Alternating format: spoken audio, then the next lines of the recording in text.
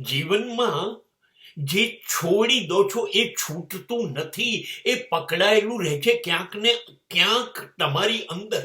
હા, તક મળશે જે દિવસે એ પાછું મન એ તરફ જશે અને એને પકડી લેશે.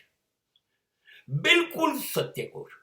એટલા માટે તો વારંવાર લોકો સિગરેટ છોડે છે ને પકડે છે, એટલા માટે વારંવાર દારૂ છોડે છે ને પકડે છે, એટલા માટે લોકો જુગારો વારંવાર રમવા જાય છે, વારંવાર છોડે છે, ફરી પાછું શરૂ કરે છે.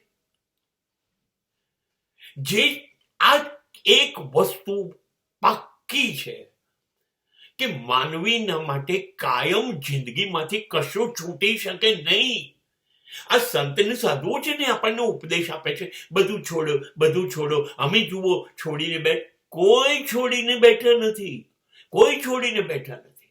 આજે બી ઉઘરાણાઓ કરવા જ પડે છે, આજે પણ પૈસાઓ ભેગા કરવા પડે છે, આજે પણ ગાડીઓમાં ફરવું પડે છે, આજે પણ મંદિરો બાંધવા પડે છે, આજે પણ ડોનેશનો લેવા પડે છે. હા, હાથથી નહીં લેતા હોય તો ખાતાઓમાં મંદિરના જમા થતા હશે.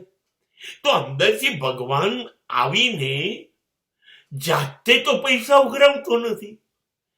કેમ? ઈશ્વરે કીધું હોય, મને એમ સમજાવો, એક પણ ધર્મના ઈશ્વરે કહ્યું હોય મારું મંદિર બાંધો, મને નથી ગમતું, કહ્યું છે કોઈએ? નહીં, તમારી અય્યાશી છે, તમારાથી છૂટતું નથી.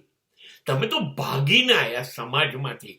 તમારે મા બાપ, પત્ની, બાળકો, આ બધાની જવાબદારી ઉઠાવવી પડે, કમાવું પડે, મહેનત કરવું પડે ને. ચલો ત્યાં જઈને અય્યાશી કરી આવીએ, એનાથી કશું છૂટતું નથી.